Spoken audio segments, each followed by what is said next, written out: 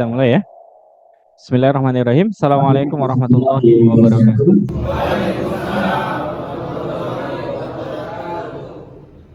Innalhamdulillah nahmaduhu wa nasta'inuhu wa nastaghfiruh wa na'udzu billahi min shururi anfusina wa min sayyiati a'malina may yahdihillahu fala mudhillalah wa may yudlil fala hadiyalah. Asyhadu an la ilaha illallah wahdahu la syarikalah wa asyhadu anna Muhammadan abduhu wa rasuluhu la nabiyya wa la rasula ba'da.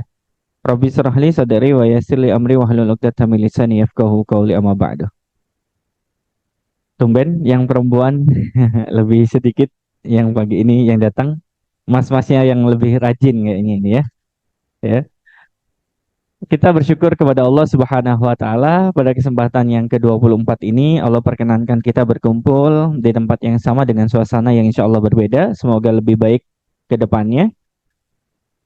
Atas segala limpahan rahmat yang Allah turunkan kepada kita, semoga membukakan hati kita untuk senantiasa menerima kebaikan, kebenaran yang datangnya dari siapapun, yang bersumber dari Al-Quran, As-Sunnah, Ijma' sahabat, Qiyas, yang bisa membawa kehidupan kita di dunia ini lebih baik, semakin mendekat kepada Allah sebagai hamba Allah, ya, untuk senantiasa terus memperbaiki diri, termasuk salah satunya beribadah dengan sungguh-sungguh.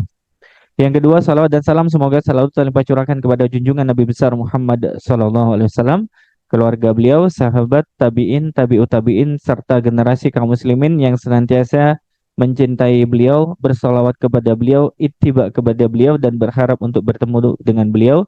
Semoga apapun harapan baik untuk Anda kepada Rasulullah diijabah oleh Allah Subhanahu wa taala. Bagaimana kabarnya teman-teman semuanya pagi hari ini?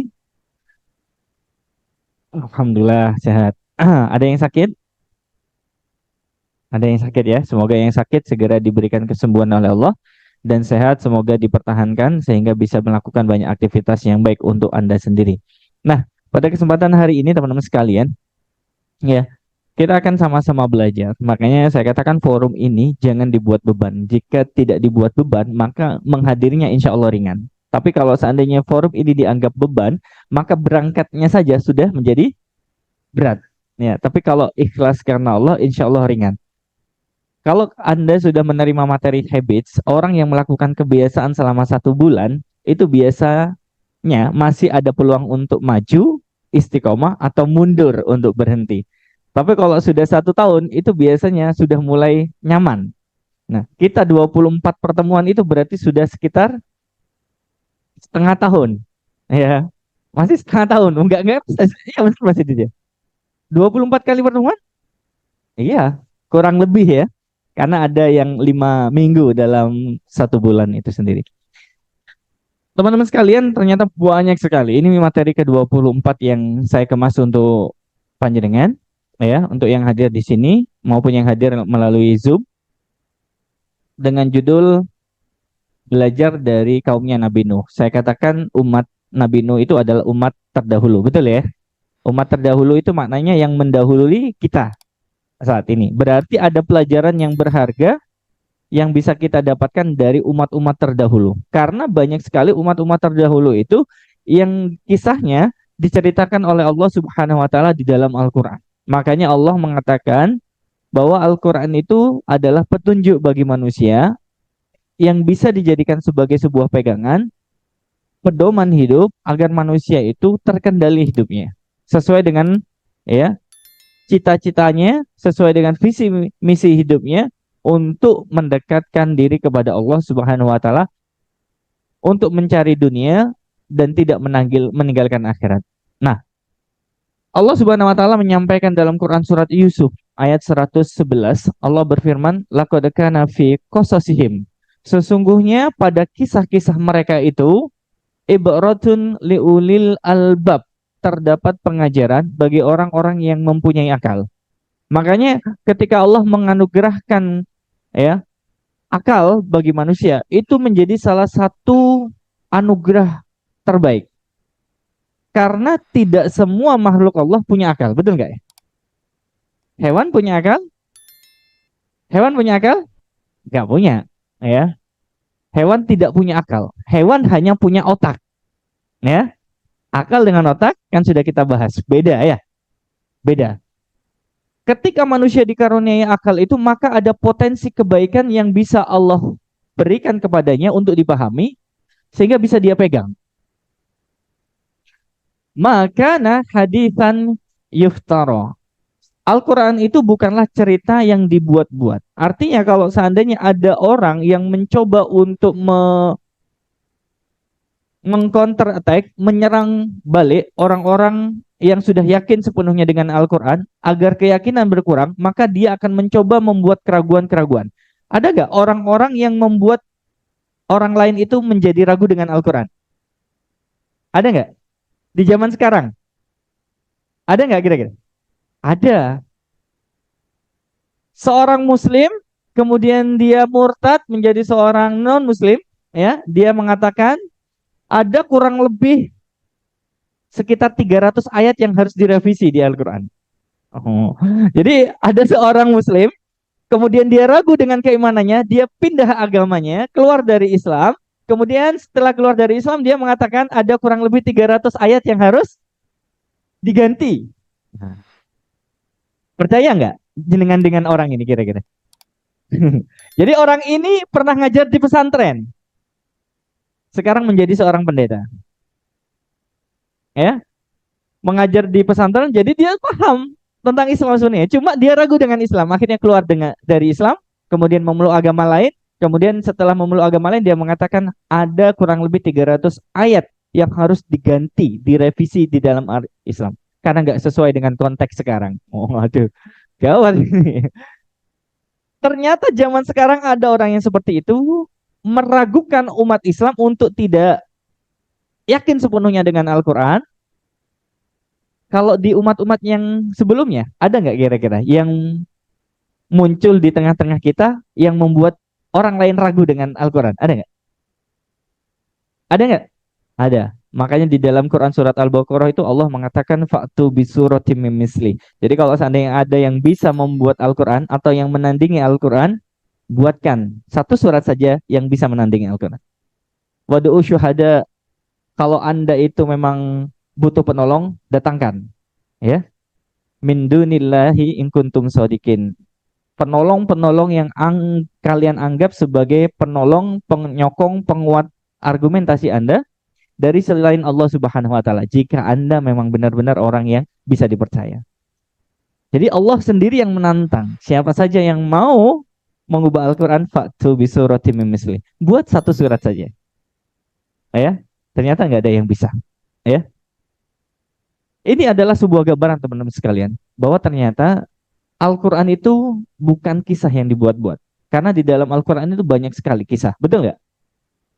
Ada nggak Quran ya yang suratnya nama Nabi? Ada nggak? Nabi apa? Nabi siapa? Nabi Yusuf, Ibrahim, Nabi Muhammad ada? Ada. Nabi Yunus? Ada. Banyak ya? Banyak. Jadi apa yang ada di dalam Quran itu adalah firman Allah yang tidak bisa terbantahkan teman-teman sekalian. Termasuk saat ini kita akan mencoba membahas ibrah penting dari kehancuran umat Nabi Nuh alaihissalam. Ya, Nabi Nuh alaihissalam ini adalah salah satu nabi sekaligus rasul yang ulul azmi. Ada yang tahu? Yang pelajaran SMA, ulul azmi itu apa? Apa? Mas, mas, yang pakai masker. Ulul azmi itu artinya apa kira? Ulul azmi? Pernah dengar? Belum pernah. Di SMA kan biasanya nabi dan rasul yang termasuk ulul azmi. Nabi yang terkategori punya kesabaran tinggi, ketabahannya luar biasa, ujiannya berat, ya ujiannya luar biasa. Nah, termasuk di sini Nabi Nuh. Ujiannya apa Ustaz? Nah, nanti kita bahas. Teman-teman sekalian, perhatikan di sini kita mulai dari Quran surat Nuh ayat 23. Allah Subhanahu wa taala mengatakan di situ, wa qalu la tadarunna alihatakum wa la tadarunna wadda. Perhatikan nama-namanya. Wadda, wala suwa'an, wala yagutha, wa yauqa, wa nasron. Ada berapa nama di situ yang saya sebutkan? Mulai dari sini. Wadda, hitung ya, berapa? Satu. Wala suwa'an, dua. Itu nama orang gitu. Ya. Wala yagusa, ya. Wa ya'uqah, dan yang terakhir wa nasron. Berapa berarti? Lima. Jadi kalau panjenengan lagi baca Quran surat Nuh, berhenti di ayat 23, ketemu ayat ini, di sini ayat ini ada 5 nama yang disebutkan. Ya. Terjemahannya adalah dan mereka berkata, mereka di sini kalau saya baca tafsirnya itu adalah orang-orang pembesar di umatnya Nabi Nuh, ya. Mereka berkata kepada orang-orang yang lemah, jangan sekali-kali Anda semuanya ini, ya, meninggalkan sesembahan Tuhan-Tuhan nenek moyang kita. Nah, dan jangan pula sekali-kali Anda meninggalkan penyembahan terhadap nama ini. Siapa ini? What? Kemudian? Terus? Terus? Terus? Siapa mereka? Jadi Allah mencantumkan 5 nama di dalam Quran surat Nuh ayat 23. Jadi para pembesar, ya, tokoh-tokoh kaumnya Nabi Nuh itu ketika pidato, ketika menyampaikan kepada orang-orang lemah di antara mereka, dalam tafsirnya dijelaskan itu bahwa mereka itu jangan sampai meninggalkan keyakinan nenek moyang kita. Ya, walaupun Nabi Nuh itu menyampaikan bahwa Tuhannya itu ada Allah, jangan mau sembahlah nenek moyang kita, ya, Wat, Suwa, Yagus, Yauk, dan Nasr. Ya. Ternyata teman-teman sekalian, dari kelima nama itu, Wad, Suwa, Yagus, Yauk, dan Nasr yang tertuang dalam Quran surat Nuh ayat 23, itu adalah orang-orang solih yang hidup di antaranya Nabi Adam dan Nabi Nuh. Ya. Jadi orang-orang solih yang hidup di antara Nabi Adam dan Nabi Nuh. Ini bisa dicek di tafsirnya, ya. Ketika saya cek, benar. Jadi disebutkan di tafsir itu bahwa mereka berlima ini adalah orang-orang solih yang hidup di masanya Nabi Adam, antara Nabi Adam dan Nabi Nuh. Kemudian untuk mengabadikan, untuk mengenang, ya, mereka itu 5 orang ini, maka kaumnya Nabi Nuh alaihissalam itu membuat patung-patung yang menyerupai mereka. Nah, jadi mereka itu ingin jadi solih, tapi dengan cara menjadikan 5 orang ini dibuat patung, kemudian dijadikan perantara untuk berdoa agar mereka ikut menjadi soleh. Harapannya gitu, ya.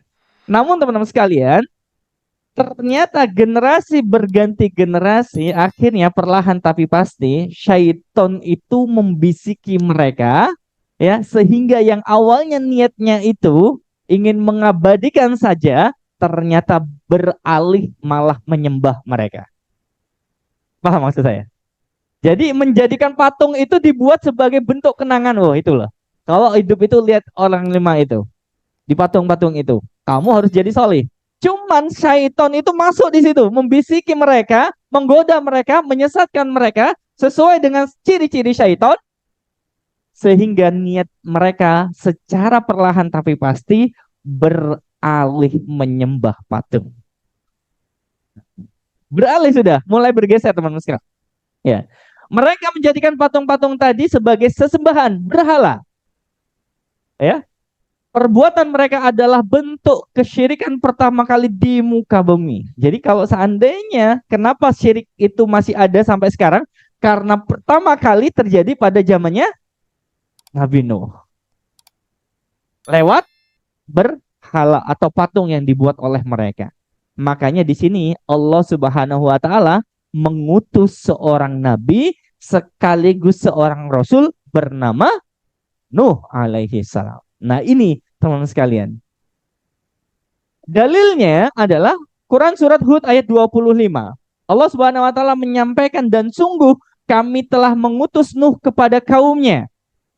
Dia berkata, Nuh berkata, sesungguh aku adalah pemberi peringatan yang nyata bagi kalian, kepada umatnya. Jadi Nabi Nuh itu diutus kepada umatnya ya, sesuai dengan yang difirmankan Allah Subhanahu wa taala Quran surat Hud ayat 25. Jadi tanda-tanda kesyirikan pertama kali itu muncul di zaman Nabi Nuh. Sampai sekarang ada nggak? Ada. Karena umat terdahulu itu memang berbuat syirik seperti itu teman-teman sekalian. Nah, ketika Nabi Nuh menyaksikan kesyirikan itu terjadi di masanya ya, maka dakwah Nabi Nuh pertama kali satu, memurnikan kembali agar mereka itu jangan menyembah berhala, jangan menyembah patung, tapi sembahlah Allah Subhanahu wa taala. Dakwahnya tertuang dalam Quran surat Nuh ayat 3, yaitu dakwah untuk ketauhidan. Allah Subhanahu wa taala berfirman, "Ani abudullah wattaquhu wa'ati'un." Yaitu sembahlah Allah dan bertakwalah kepadanya dan takutlah Anda kepada dan taatlah Anda kepadaku. Jadi sebenarnya teman-teman sekalian, apa yang disampaikan oleh Nabi Nuh ini juga pernah nggak dilakukan oleh Rasulullah Muhammad SAW? Yaitu mengajak masyarakat Mekah yang jahil, yang bodoh pada waktu itu untuk beriman kepada Allah. Pernah dilakukan oleh Nabi Muhammad? Pernah. Karena sebenarnya diutusnya Nabi itu adalah untuk memurnikan keimanan masyarakat, teman-teman sekalian. Fitrahnya seperti itu memang. Seruannya itu mengajak untuk kembali kepada Allah. Jangan sampai kita itu bergeser keyakinan. Ya, menjadikan perantara itu sebagai bentuk pertolongan. Saya ternyata pernah, teman-teman sekalian, dulu saya pernah membuat sebuah cincin dari batok kelapa, kemudian dikasih merah delima, kayak seperti batu berwarna merah itu, ya. Kemudian cincin itu saya pakai. Saya anggap awalnya ini sebagai sebuah hiasan, biasa. Batok kelapa, seningnya ada, dipoles, halus, kemudian dikasih seperti batu merah ya di situ. Teman-teman pakai semuanya, ada yang biru, ada yang hijau. Canggih. Kalau pakai itu cantik banget, keren banget pokoknya sudah. Pokoknya percaya. Kalau orang sekarang kan pakai apa namanya? Aki. Nah, kalau zaman dulu saya itu nggak pakai aki, ya, tapi pakai itu batok kelapa yang dibuat cincin. Ketika saya coba pakai ini, saya ngerasanya ada banyak keuntungan, banyak keberuntungan dan keuntungan yang saya dapatkan. Ya, saya seakan-akan dimudahkan. Tapi ketika saya dicok, lepas. Ketika mandi, lupa masang, kayaknya kesialan itu muncul. Jadi kalau pakai untung, kalau dilepas sial. Disitulah mulai bergeser. Yang awalnya saya niatnya itu untuk hiasan berubah. Oh, berarti ini jimat keberuntungan saya. Sudah mulai itu.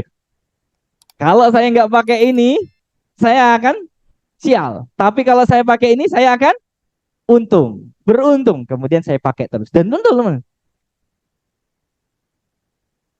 setelah saya mendapati pakai kok tetap sial. Ada suatu waktu saya pakai kok tetap sial. Disitulah mulai saya bergeser. Nggak yakin lagi. Oh, berarti ini menjebak saya ini. Dan beruntung saya kembali memurnikan. Akhirnya cincin itu saya buang. Teman-teman sekalian, kalau panjenengan punya benda yang dipakai panjenengan dan dianggap sebagai jimat keberuntungan, maka saran saya dilepas. Karena sesungguhnya apa yang terjadi pada diri kita itu adalah takdir Allah.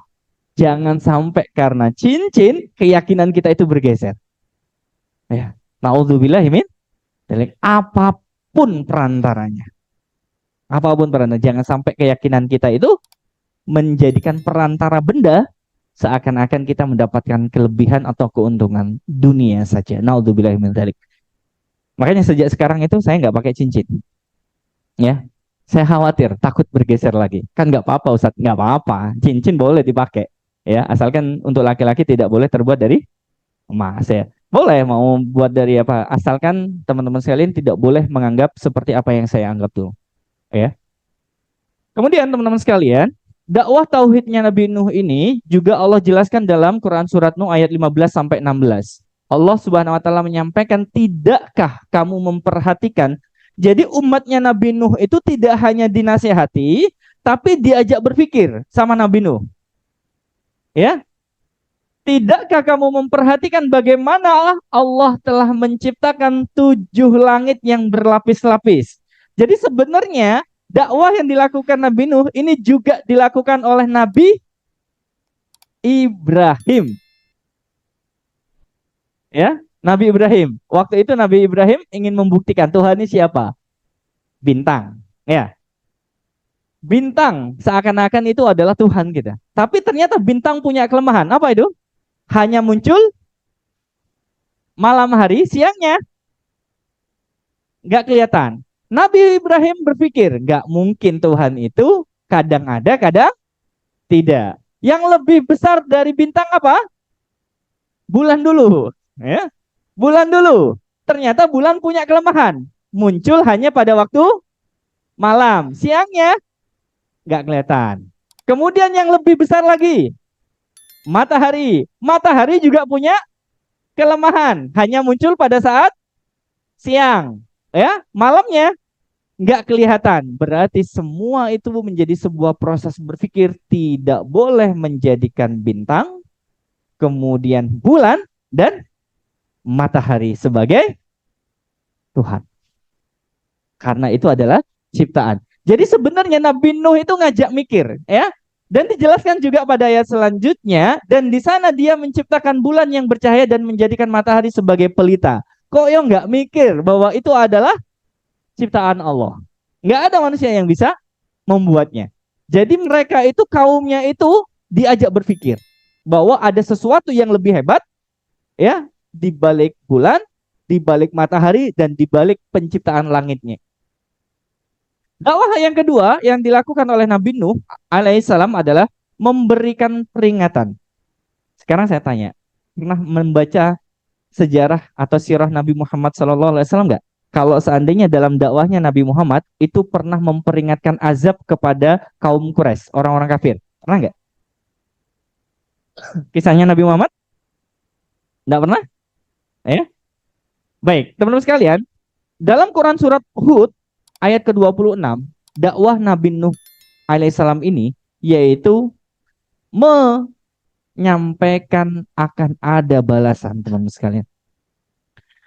Allah Subhanahu wa taala berfirman, "Allah ta'budu illallah." Agar kamu itu tidak menyembah selain Allah, aku benar-benar khawatir kamu akan ditimpa azab.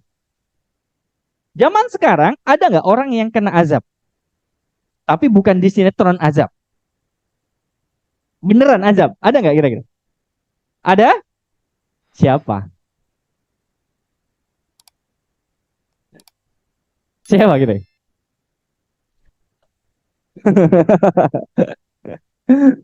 Baik teman-teman sekalian. Ada teman-teman sekalian. Jadi eh, pembuat karikatur Nabi Muhammad, ya, dia itu kemana-mana punya backingan, ya, kemana-mana ada backingan, ya, untuk menjamin keamanannya karena dia sudah melakukan penghinaan terhadap simbol-simbol agama Islam termasuk kepada umat Islam khususnya Nabi kita yang digambar di karikatur. Dicetak di media cetak, ya, di Denmark dan lain sebagainya, kemudian disebarluaskan. Nabi Muhammad itu sukanya sama anak perempuan yang masih 12 tahun. Nabi Muhammad itu teroris. Nabi Muhammad itu, ya, pembohong, tukang sihir, semuanya difitnah dengan karikatur Nabi Muhammad dipakein surban, dikasih bom di sini dan sebagainya. Itu sebagai sebuah simbol penghinaan. Umat Islam bereaksi seluruh dunia, tidak terkecuali di Indonesia, mengecam aksi itu. Akibat aksi yang terjadi di seluruh penjuru dunia, maka pembuatnya dilindungi. Karena itu bagian dari hak kebebasan berekspresi. Jadi kalau di luar negeri itu ada negara-negara yang melindungi siapapun yang berekspresi dengan cara apapun. Mau Anda bakar Quran, itu dilindungi. Ya, ada negara tertentu yang melindungi mereka. Nah, karena ada ancaman pembunuhan terhadap orang yang membuat karikatur Nabi Muhammad ini, mereka dibackingin oleh pihak keamanan. Kemana-mana dibackingin. Setelah suatu ketika, tiba-tiba pihak keamanannya juga mendampingi orang ini mengendari sebuah kendaraan, kemudian di jalan raya terjadi kecelakaan. Yang mati siapa? yang membuat karikatur mati dengan mengenaskan, backingannya mati juga, ya. Jadi diberikan azab di dunia. Mereka adalah orang-orang kafir. Jadi orang yang membuat karikatur Nabi Muhammad ini adalah bentuk pelecehan kepada umat Islam. Yang buat juga akan kena, yang melindungi kena juga.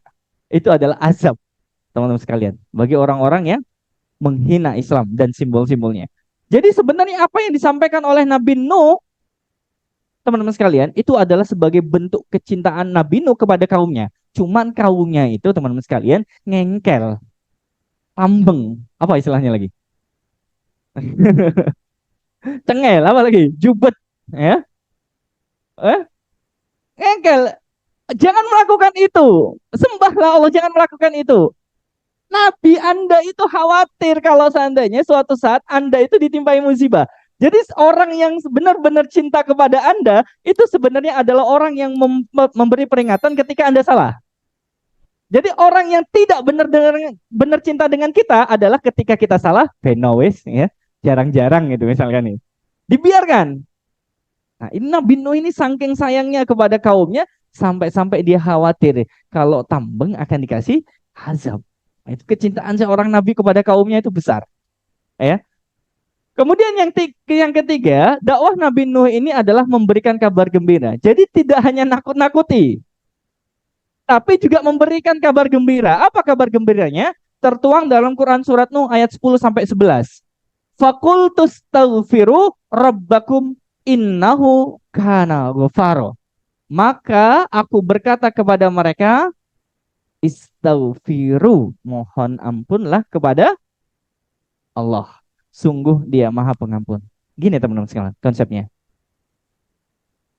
Bahwa Allah itu tidak menutup pintu taubatnya kepada siapapun yang ingin sebangsat apapun kita. Kalau Anda masih mau ketemu dengan Allah, masih mau menegakkan kedua tangan, minta ampun sama Allah, menundukkan pandangan atas apa yang telah Anda buat dari dosa penglihatan kita, Allah itu masih nerima sebangsat apapun kita. Selama ada niatan untuk sebanyak apapun dosa Anda, sebanyak apapun kesalahan kita, selama kita mau datang kepada Allah, Allah itu buka pintu lebar-lebar. Kapan saat taubat kita nggak diterima? Kapan teman-teman? Kalau sudah nyawa mengorokkan itu. Nggak bisa teman-teman sekalian. Kalau sudah di sini, nggak bisa. Ya. Maka saya nggak peduli masa lalu kita. Anda mau nggak sholat kayak dulu, Anda mantan preman kayak nggak peduli, Anda sering minuman keras nggak peduli, Anda pernah berzina, Anda makan riba, serah masa lalunya. Tapi kalau Anda sadar sekarang itu adalah sebuah kesalahan, maka segera bertobat kepada Allah. Istaghfiru. Allah buka lebar-lebar pintu tobatnya itu. Bayangkan ya, Allah saking sayangnya sama kita itu manggil kita. Mana ini hambaku ini? Kok nggak datang sama aku? Padahal dosanya cak akeh nih. Ya. Allah itu sayang sama kita, memberikan kita nyawa sampai sekarang hari Jumat tanggal 17 bulan November 2023 jam 8 Allah masih kasih nyawa, itu berarti Allah sedang menunggu kita. Memberikan kesempatan bagi kita. Nggak peduli masa lalunya. Ya. Yang penting sekarang dan yang ke depan harus kita perbaiki. Istaghfiru. Allah itu sayang sama kita teman-teman sekalian. Yursilis sama'a alaikum midraron. Niscaya Allah akan menurunkan hujan yang lebat dari langit ya kepada Anda. Yang ketika Anda itu punya masalah dengan masalah duniawi, ya. Dan dia memperbanyak harta-harta dan anakmu dan mengadakan kebun-kebunmu untukmu dan mengadakan sungai-sungai untukmu. Jadi Hasan Al-Basri, nah teman-teman sekalian, itu didatangi oleh 4 orang yang berbeda. Mengeluhkan 4 permasalahan. Jadi 4 orang datang kepada seorang ulama mengeluhkan 4 masalah. Yang pertama, masalah yang dia hadapi, orang pertama datang kepada Hasan Al-Basri. Wahai Hasan Al-Basri, saya punya permasalahan. Kebunku itu sangat kering. Sumber mata airnya sudah tidak bisa digali lagi. Tidak bisa memancarkan air lagi. Gimana ya caranya biar kebunku itu bisa subur, mendapatkan pengairan yang sangat layak? Orang pertama. Orang kedua, tanya lagi kepada Hasan Al-Basri, gimana caranya saya itu punya keturunan? Saya ini mandul, sudah lama nggak punya anak, tapi bisa nggak ya orang seperti saya ini punya keturunan? Datang lagi masalah yang ketiga, ya, mengeluhkan dengan hal yang sama, kekeringan. Kemudian yang keempat, mengeluhkan dengan permasalahan berkaitan dengan air. Jadi Hasan Al-Basri itu tidak memberikan solusi, karena solusinya itu dari Allah. Jadi kalau Anda punya masalah dengan kebun Anda, ya, punya masalah dengan keturunan Anda, punya masalah dengan masalah air, ya, Allah akan memberikan jawabannya asalkan ini dilakukan. Apa ini? Apa ini? Ya. Jadi kalau seandainya Anda pingin permohonan Anda itu dikabulkan sama Allah, Allah sudah ngasih sebenarnya kuncinya. Kalau Anda mau merendahkan diri kepada Allah, Allah kasih 4 solusi terhadap permasalahan yang kita hadapi. Jadi jangan minta terus sama Allah, tapi tahu diri apa yang diminta. Nah, itu gambarannya teman-teman sekalian. Dan yang keempat teman-teman sekalian, apa yang dilakukan oleh Nabi Nuh alaihissalam ini dilakukan secara terang-terangan. Ya, makanya Allah Subhanahu wa taala menyampaikan di dalam surat Nuh ayat 8, "Summa inni da'autuhum jiharon." Lalu sesungguhnya aku menyeru mereka itu dengan terang-terangan, disampaikan, berhadapan secara langsung. Apakah yang dilakukan Nabi Nuh juga dilakukan oleh Rasulullah Shallallahu Alaihi Wasallam? Benar dilakukan? Dilakukan. Dan yang kelima teman-teman sekalian, dakwahnya Nabi Nuh itu dilakukan siang dan malam. Nabi Nuh berkata sesuai dengan firman Allah Quran surat Nuh ayat 5, qala rabbi inni da'autuhu qaumi lailan wa naharon. Ya Allah, capek ya. Sesungguhnya itu aku telah menyuruh kaumku itu siang dan malam. Awan wis tak ingatkan, bengi tak ingatkan, tapi tambeng ae kamu gue. Ya. Dan apa yang dilakukan oleh Nabi Nuh ini ternyata dilakukan selama, bayangkan nih. Jadi siang dan malam dilakukan selama, kok bisa Ustaz? Ini Allah menyampaikan dalam Quran surat Al-Ankabut ayat 14, dan sesungguhnya kami telah mengutus Nabi Nuh alaihissalam kepada kaumnya yang jubet, tambeng, ngeyel, ya. Maka ia tinggal di antara mereka, kaumnya itu berapa ini? 1.000 tahun kurang 50 tahun. Berarti 1.000 dikurangi 50, 950 tahun. Maka mereka ditimpa banjir besar dan mereka adalah orang-orang yang zalim. Jadi sebenarnya 5 hal itu sudah dilakukan oleh Nabi Nuh. Yang pertama apa yang dilakukan oleh Nabi Nuh? Ya, ngajak untuk tidak bergeser keyakinannya, untuk bertauhid kepada Allah. Yang kedua, ada nggak orang yang berdakwahnya itu memberikan peringatan? Ada. Yang ketiga, memberikan kabar gembira. Ada nggak? Ada. Yang keempat, ada nggak orang yang berdakwah secara langsung? Zaman sekarang? Ada. Ada nggak orang yang berdakwah siang dan malam? Ada kan? Ada, teman-teman sekalian. Nah, sekarang poinnya di sini. Kalau kita lihat gambar orang ini, ngapain? Untuk apa fungsinya? Biar tidak mendengar, ya, tidak mau mendengar sesuatu yang bisa dia dengar. Nah, teman-teman sekalian, gambar ini mencerminkan sikapnya Nabi Nuh alaihissalam. Apa sikapnya? Yang pertama, mereka itu kaumnya Nabi Nuh alaihissalam itu menolak.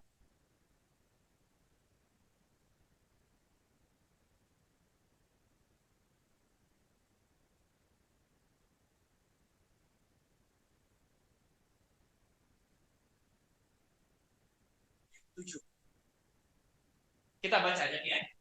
Nuh berkata, "Ya Tuhanku, sesungguhnya aku telah menyeru kaumku siang dan malam, maka seruanku itu hanyalah menambah mereka lari, ya, dari kebenaran." Jadi Nabi Nuh ini sudah mengingatkan kaumnya agar dia kembali mengesahkan Allah, ya, minta ampun sama Allah. Ternyata apa yang dilakukan oleh Nabi Nuh ini menambah kebencian di hati mereka sehingga mereka itu lari dari kebenaran, nolak dari kebenaran. Dan sesungguhnya setiap kali aku menyeru mereka kepada iman kepada Allah agar Allah mengampuni mereka, perhatikan cetak tebal ini. Apa ini? Mereka memasukkan anak jari mereka ke dalam telinganya dan apa lagi? Menutup bajunya ke mukanya dan mereka tetap mengingkari serta sangat menyombongkan diri. Lengkap paketnya. Yang pertama, memasukkan jari ke sumpek aku. Ojo omong ngai. Ya, ngali. Super. Itu kaumnya Nabi Nuh. Orang sekarang enggak usah, enggak tutup telinga, pakai kapas. Enggak usah pakai jari Ustaz ya. Cukup pakai kapas. Pakai headset Ustaz. Enggak usah dengar. Lebih modern enggak? Lebih modern. Ya. Jadi teman-teman sekalian, ada suatu kaum yang di tengah-tengah itu ada orang mulia, nabi, rasul yang bisa membawa mereka kepada keselamatan, didakwahi, diajak kepada ketauhidan, diajak pada kebenaran, tutup. Selain tutup telinga, apa yang dilakukan? Menutupkan bajunya ke mukanya.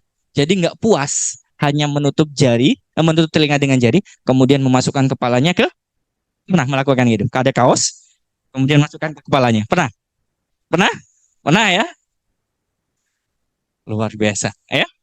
Dan mereka tetap mengingkari serta mereka itu sangat sombong. Allah yang melabelinya.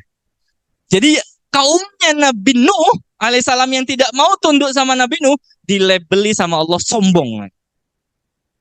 Bukan label itu bukan dari saya, tapi dari Allah Subhanahu wa taala. Tertuang dalam Quran surat Nuh. Ada orang yang saat ini menolak kebenaran? Ada? Sedikit atau banyak? Banyak teman-teman. Nauzubillahi min dzalik. Ya Allah, rahmatilah hati kami orang-orang yang hadir di sini, semoga senantiasa menerima kebaikan dan kebenaran. Ini kebiasaan mereka. Dan yang kebiasaan yang kedua, sikapnya Nabi Nuh, tadi kan menolak kebenaran ya, dengan tutup telinga pakai jari, mengumpat di di balik baju, kemudian mereka sangat sombong. Yang kedua, sikapnya Nabi Nuh, pernah dengar istilah counter attack? Apa itu? Serangan balik. Apa serangan balik? Kalau dalam permainan sepak bola, digempur kemudian serangan balik. Ya. Dalam Quran surat Al-A'raf ayat 60, Allah Subhanahu wa taala menyampaikan kepada kita, pemuka-pemuka dari kaumnya berkata, sesungguhnya kami memandang kamu itu sungguh dalam kesesatan yang nyata. Jadi mereka kaumnya itu mengatakan Nabi Nuh itu Anda itu sesat. Jadi Nabi dikatakan sesat. Wah, hebat ini kaumnya ini.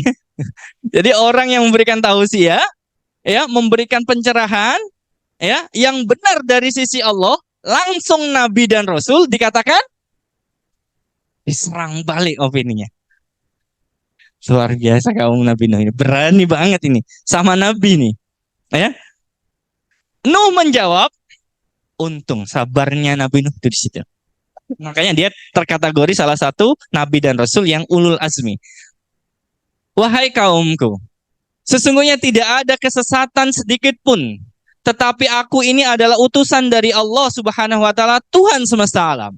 Aku sampaikan kepadamu amanat-amanat dari Allah, dan aku memberi nasihat kepada Anda, dan aku mengetahui dari Allah apa yang tidak Anda ketahui.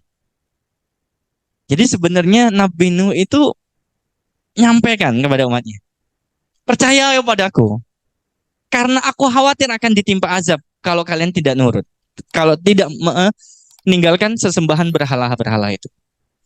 Jadi kaum Nabi Nuh itu yang pertama menolak kebenaran, yang kedua menyerang balik. Sekarang saya tanya, ada nggak orang yang ketika diberikan nasihat kebenaran gak seneng dengan nasihat itu, nyerang balik orang yang menasihatinya? Di tahun ini 2023 ada nggak? Ada? Ada. Dan biasanya kebiasaan orang itu mencari celah kesalahan-kesalahannya. Betul nggak? Awas awakmu ya, tak goleki IG nih nggak ya. Facebooknya apa ya, statusnya apa ya, awas yang tak ini ya. Setelah ketemu kesalahannya langsung share. Ikilah, ikilah kesalahannya. Ada yang seperti itu? Hatinya sudah mulai teracuni dengan penyakit hati. Penyakit hati teman-teman sekalian. Penyakit hati itu banyak. Salah satunya hasad, ya. Dengki. Ya, nauzubillahi min dzalik. Yang ketiga, sikapnya kaum Nabi Nuh alaihissalam. Apa itu? Merendahkan pengikut Nabi Nuh alaihissalam. Jadi yang pertama menolak kebenaran, menutup telinga dengan jari, memasukkan kepala dalam bajunya, sombong. Kemudian yang kedua, counter attack, nggak mau kalah, diserang balik. Yang ketiga, mereka merendahkan pengikut Nabi Nuh alaihissalam. Apa yang mereka sampaikan tertuang dalam Quran surat Nuh ayat 27. Allah menegaskan, kami tidak melihat orang-orang yang mengikuti kamu Nabi Nuh, melainkan orang-orang tadi itu adalah orang-orang yang hina di antara kita yang mulia. Saya teman-teman sekalian. Jadi orang yang mengikuti Nabi Nuh yang jumlahnya tidak banyak, saya kepada Nabi Nuh, kemudian dikatakan orang-orang yang mengikuti Anda itu orang-orang yang bodoh, gendeng, ya, bego, hina di antara kita-kita ini. Gak apa-apa, yang hina-hina itu ikut. Jadi bayangkan teman-teman sekalian, mereka itu karena ketahuan salah, dibuka kesalahannya, dinasehati, nggak mau. Ternyata mereka counter balik, kemudian dia merendahkan lawannya. Lengkap ini. Dan yang keempat, teman-teman sekalian, kaum Nabi Nuh alaihissalam itu sudah mulai berani membuat makar, rencana jahat, tipu daya. Allah tuangkan dalam Quran surat Nuh ayat 22. Wa makaru makron kubbaro. Dan melakukan tipu daya yang amat besar. Jadi mereka itu punya rencana yang sangat besar kepada Nuh alaihissalam dan kaumnya. Salah satunya apa? Ya, nanti digambarkan. Dan yang kelima teman-teman sekalian di sini, kaumnya Nabi Nuh itu konsolidasi, rapat. Ya, ada rapat untuk kebaikan? Jangan salah. Rapat untuk keburukan ada nggak? Ada. Ya, rapat untuk yang baik ada, rapat untuk siasat yang buruk ada teman-teman sekalian. Allah menjelaskan dalam Quran surat Nuh ayat 23. Mereka berkata, jangan sekali-kali kamu meninggalkan sesembahan Tuhan kamu. Jadi mereka konsolidasi. Jangan sampai kita terpengaruh dengan Nabi Nuh, jangan sampai tinggalkan sesembahan kita. Kemudian dilanjutkan dalam Quran surat Al-Furqan ayat 42. Mereka berkata, sungguh hampir saja dia menyesatkan kita dari sesembahan kita. Jadi Nabi Nuh, mereka itu kaumnya Nabi Nuh mengatakan, Nabi Nuh itu hampir saja menyesatkan kita. Jadi yang terbukti sesat malah membalikkan orang lain sesat. Ya, seandainya kita tidak sabar menyembah berhala ini, ya pasti kita ikut nanti. Bahaya nih teman-teman sekalian. Dan kelak mereka akan mengetahui pada saat mereka melihat azab siapa yang paling sesat jalannya. Ancaman berikutnya teman-teman sekalian, Nabi Nuh diancam untuk dibunuh. Bayangkan, seorang nabi diancam dibunuh. Quran surat Asy-Syu'ara ayat 116, Allah mengabadikan peristiwa itu. Mereka berkata, sesungguhnya jika kamu itu tidak mau berhenti, niscaya benar-benar aku akan termasuk orang-orang yang dirajam. Kamu akan termasuk orang-orang yang dirajam, dibunuh. Ya, lengkap paketnya. Apalagi yang pertama tadi, balasannya menolak kebenaran, kemudian counter attack, kemudian apalagi yang ketiga, membuat makar, membuat tipu daya, apalagi diancam membunuh. Banyak ya kompletnya, paketnya ya. Ya. Kemudian dan diwahyukan kepada Nuh, ketahuilah tidak akan beriman di antara kaummu kecuali orang-orang yang benar-benar beriman saja, yang menerima. Dan yang menerima dakwahnya Nabi Nuh itu hanya segelintir orang. Karena itu jangan engkau bersedih terhadap hal itu. Jadi kalau seandainya ada seorang nabi berdakwah tidak bisa menyelamatkan kaumnya, hanya sedikit orang yang ikut kepadanya, Allah mengatakan jangan bersedih terhadap hal itu. Walaupun yang ikut Anda itu sedikit. Ya. Dan makanya Nabi Nuh itu berdoa kepada Allah. Wah, ini kadang kalau Nabi sudah berdoa itu luar biasa sudah. Apa doanya Nabi Nuh?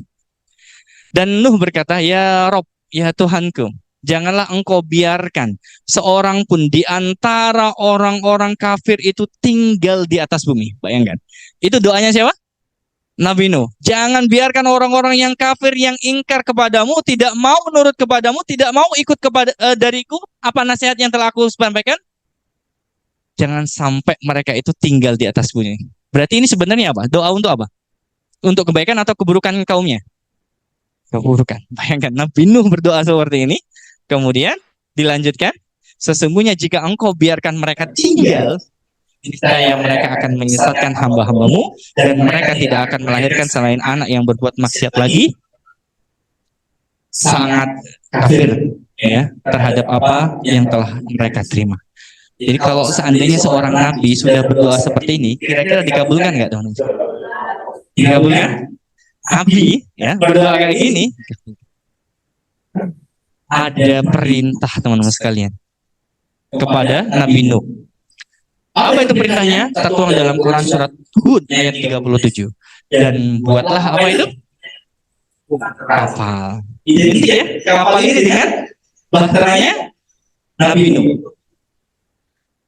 Buatlah kapal itu dengan pengawasan dan petunjuk wahyu kami. Bayangkan zaman dulu Nabi Nuh itu buat kapal ya, atas izin Allah, atas bimbingan Allah, dan jangan engkau biarkan ya aku tentang orang-orang, dan jangan engkau bicarakan dengan aku tentang orang-orang yang zalim yang tadi itu. Sesungguhnya mereka itu akan ditenggelamkan. Kalau sudah Allah ngomong ditenggelamkan, terjadi nggak? Siapa yang ditenggelamkan? Yang baik atau yang buruk? Yang buruk, yang tidak mau ngikut. Kemudian mulailah dia, Nabi Nuh membuat kapal. Jadi di tengah kaumnya, Nabi Nuh itu hanya bisa mengajak segelintir orang untuk buat kapal. Setiap kali pemimpin kaumnya berjalan melewati mereka, mereka mulai mengejaknya. Cie, buat kapal nih ye. Emang di sini lautnya kan gitu ya. Ini daratan, Bung. Ya, bukan laut. Ya. Ejek. Ya sama kayak kadang cie, sholat nih. Mau taubat nih, gitu kan. Kan ada gitu ya. Ya. Tumben sarungan. Ya. Biasanya pakai celana pendek. Nah. Terus itu ya, cie terus gitu kan, agar apa, mentalnya orang yang berbuat baik ini kendor, sehingga diharapkan kembali lagi kepada kebiasaan lamanya.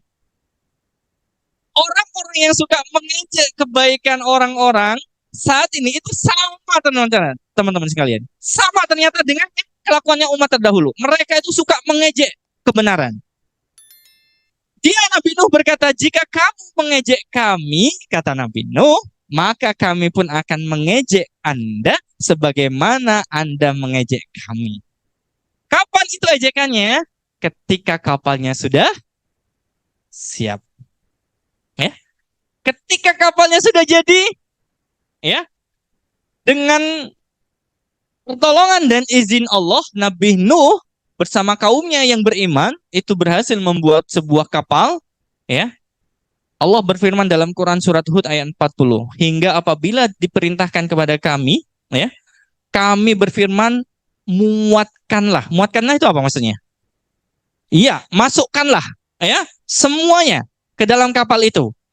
Dari masing-masing hewan sepasang, ada yang jantan, ada yang betina, dan juga dari keluargamu yang menerima dakwahmu, kecuali orang yang telah terkena ketetapan terdahulu, dan muatkan pula orang-orang yang beriman. Ternyata orang-orang yang beriman yang bersama Nabi Nuh hanya sedikit. Ya, sedikit banget, teman-teman sekalian.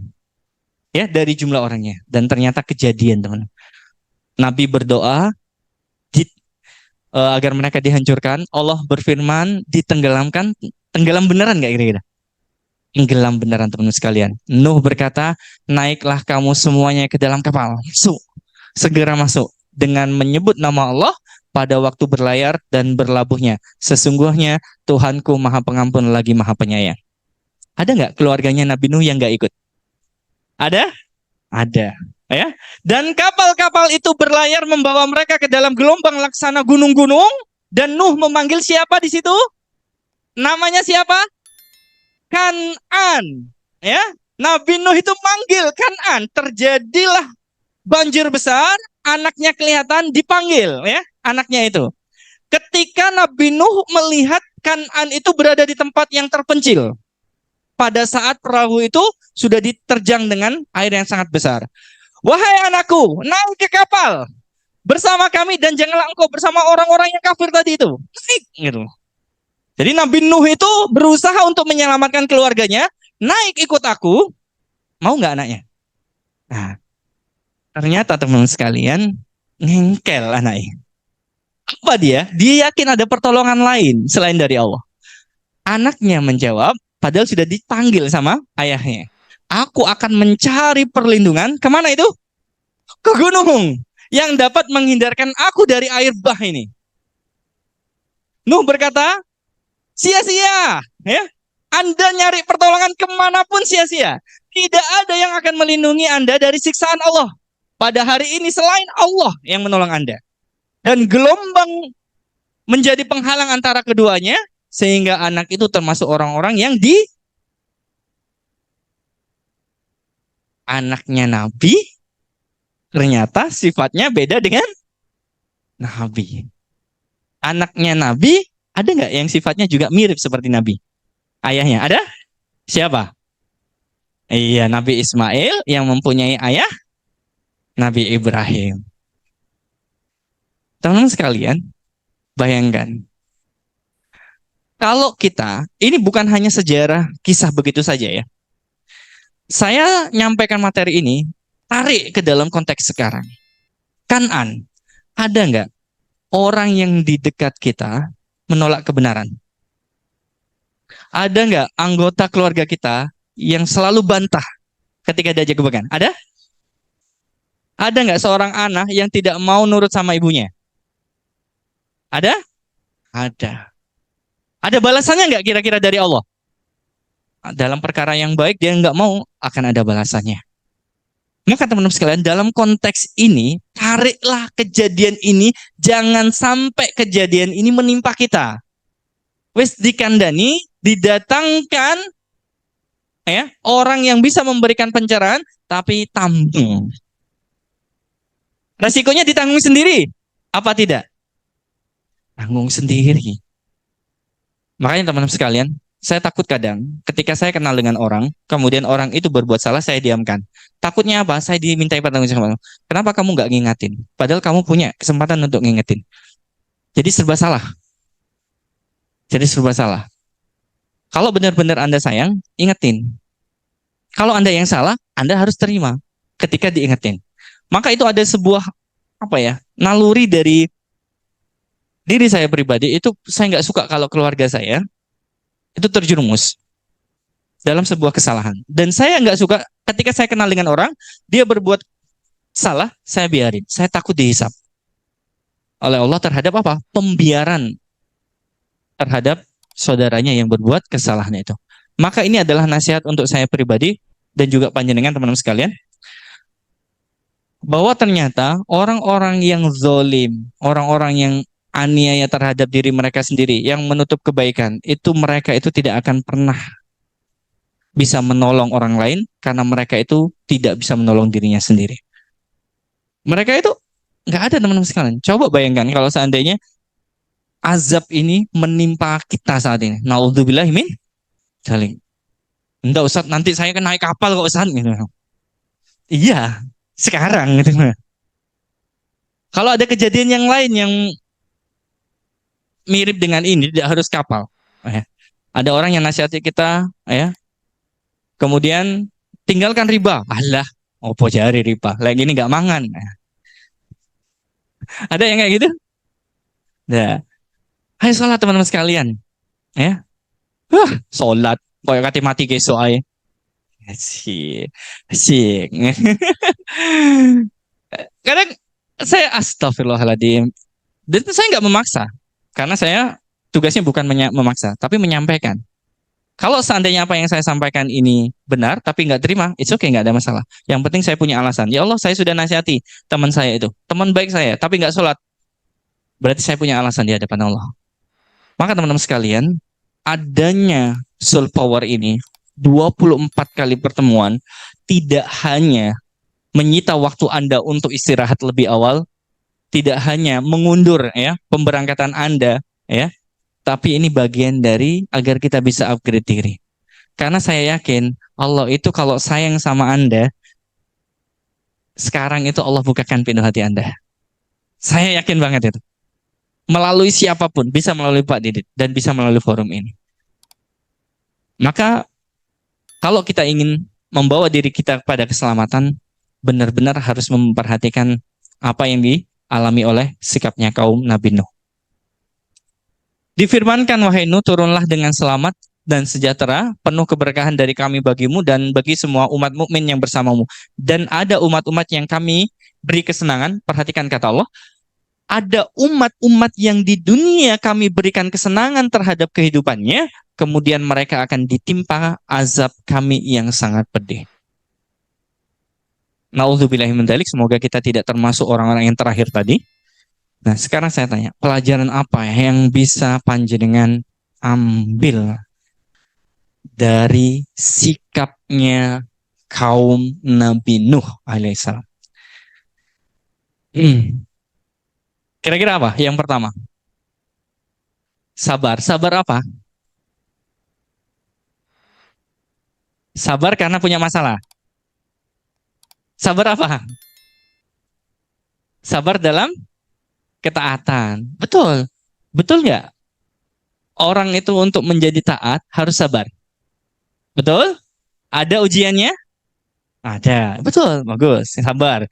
Yang kedua, nggak boleh mengejek. Sekarang saya tanya, Mas, nggak boleh mengejek. Ada nggak di karyawan kita yang suka ngejek? Ada? Oh, ada.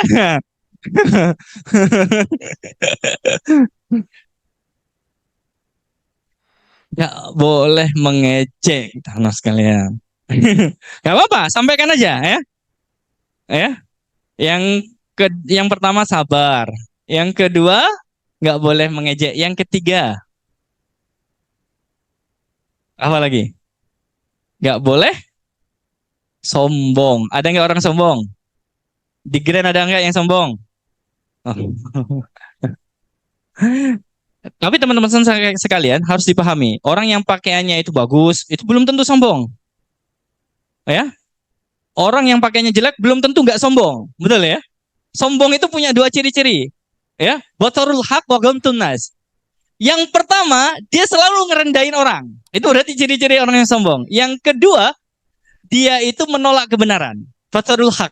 Jadi kalau ada kebenaran yang sampai pada dia paham itu benar tapi dia tolak. Itu kayak Nabi Nuh, kaumnya. Batarul haq wa ghamtun nas. Jadi orang yang sombong itu pasti punya dua ciri-ciri. Dia itu nolak kebenaran. Yang kedua, dia suka ngerendahin orang. Jadi bukan dilihat dari tampilannya. Oh, pakaiannya lusuh, nggak adus misalkan, nggak sombong iki arek iki. Belum tentu. Belum tentu. Wah, ada pakai pakaian rapi, wah rambutnya keren ya. Kemudian kinyis-kinyis, glowing misalkan, apakah dia sombong? Belum tentu. Kemudian dipanggil nggak melengkos sombong, belum tentu. Soporo nggak kerungu gitu ya. Misalnya. Jadi sombong itu bukan dilihat karena dia dipanggil nggak noleh, karena pakaiannya bagus, karena pakaiannya itu mewah dan sebagainya. Orang yang naik mobil apakah sombong? Belum tentu. Apakah orang yang nggak punya mobil bisa sombong? Bisa jadi. Jadi sombong itu kembalikan kepada definisi. Batarul haq, dia selalu nolak kebenaran. Yang dia terima. Yang kedua, merendahkan orang lain. Alah, sandalmu kayak ngono ae. Nah, sudah mulai nih. Nah, kalau terus sudah mulai nih. Aku gila, ya? Ya, 5 juta misalkan kayak gitu. Sandal saya ketahui di pamerno. Sudah mulai, ciri-ciri sombong ada pada dirinya. Ya, sudah mulai nih. Satu, ya, menolak kebenaran. Jadi jangan klaim orang lain itu sombong kalau tidak ada dua ciri-ciri. Paham ya? Apa ciri-ciri yang pertama? Iya, menolak kebenaran. Yang kedua, nah itu ciri-cirinya. Bukan dilihat dari tampilannya. Ya. Kemudian apa lagi? Tidak boleh sombong, tidak boleh mengejek. Apa? Konsisten. Hal apa yang menjadi pusat perhatian Mas Robi? Kenapa kok mengatakan pelajaran yang bisa diambil konsisten? Yang mana yang konsisten? Oh, wah canggih nih Mas Robi ya. Betul, betul Mas Robi. Dari mana konsisten? 950 tahun. Betul, kita ambil konsisten. Salah satunya konsisten tepat waktu. 24 kali acara ini diadakan. Sebagian saya izin. Sekarang saya tanya, sering nggak ngelihat saya datang duluan? Sering nggak saya ngelihat saya datang duluan? Sering? Saya dulu apa Mas Didi dulu yang datang seringnya? Saya dulu datang. Saya datang dulu. Bayangkan, yang diundang datang dulu. Hebat. Enggak Ustaz, saya kan nganter anak. Iya paham ya. Guyon ya. Itu menunjukkan karena saya ada waktu luang lebih pagi. Karena saya berangkatnya pagi ya. Jadi jam 6 saya berangkat, setengah 7 saya bingung cari tempat. Wes di Grand wes ya. Itu bukan menunjukkan bahwa saya itu selalu on time. Enggak, saya berusaha untuk memaksimalkan waktu yang ada biar enggak terpotong sia-sia. Kalau di sini kan saya bisa baca-baca dan lain sebagainya ya. On time teman-teman sekalian. Makanya ada sebuah kalimat yang ini. Jangan berbicara mutu kalau kita belum bisa tepat waktu. Betul nggak? Jangan berbicara mutu kalau kita terhadap diri kita sendiri belum terbiasa tepat waktu. Termasuk dalam apapun. Kalau sholat tepat waktu, enak nggak? Enak. Kalau gajian tepat waktu, enak nggak? Oh enak, tambah banter suaranya ya. Ya, tapi sebelum menuntut hak, tunaikan kewajiban dulu. Apa lagi? Betul Mas Robi, konsisten, bagus. Apa lagi? Jangan sampai menyerang balik orang yang memberi nasihat kepada kita.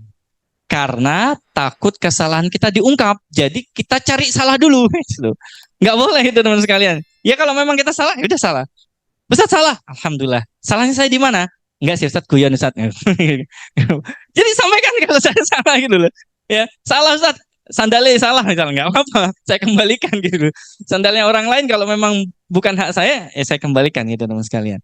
Jadi teman-teman sekalian, dari kisahnya Nabi Nuh alaihissalam berserta kaumnya di sini, ternyata banyak sekali pelajaran yang bisa kita tarik saat ini. Ya, nanti kalau bisa saya punya materi bagusnya juga ya. Bagaimana rahasia agar tim itu menjadi kompak, agar SDM kita itu naik, meningkat levelnya, dan target dunia kita dapat. Ya, jadi tidak hanya masalah akhirat, boleh kita bahas tentang manajemen SDM agar kita bisa mensolidkan tim, agar tidak saling iri. Ada nggak kemungkinan dalam satu tempat kita kerja, satu tim, satu orang dengan orang lain saling bergesekan? Iri-irian. Ada? Kok banter suara nih? Ya, ada yang kayak gitu? Tuh. Kalau suaranya kenceng ini berarti realita ini ya. Ya, itu nggak harus dipelajari ilmunya itu. Nggak boleh ikut-ikutan ya. Kemudian ngecek kesalahannya. Awas ngontak ini kan ya. Telat tak lapor nonya Mbak Didit. Waduh. Ah, ya janganlah kayak gitu. Apa sih gitulah. Jadi harus diperbaiki SDM-nya. Yang salah di mana Ustadz? Berarti nanti kita perbaiki. Siapa tahu saya bisa menyelesaikan materinya. Suatu saat saya bisa sampaikan. Oh ya. Allah alam shawab, itu saja. Sebelum saya akhiri, ada yang mau disampaikan teman-teman sekalian? Ya ada. Kebetulan saya ada janji sebentar lagi untuk menyelesaikan sebuah problem sedikit yang harus diselesaikan. Kalau nggak ada, saya ucapkan terima kasih banyak. Semoga kisah Nabi Nuh dan kaumnya ini menjadi gambaran kita. Semoga kita tidak tergolong orang-orang yang menutup diri terhadap kebaikan dan kebenaran, insyaallah. Dan semoga Allah memberikan rahmat kepada kita berupa ampunan dan kemudahan untuk menjalani hidup di dunia. Allahumma bishawab. Billahi taufiq wal hidayah. Assalamualaikum warahmatullahi wabarakatuh.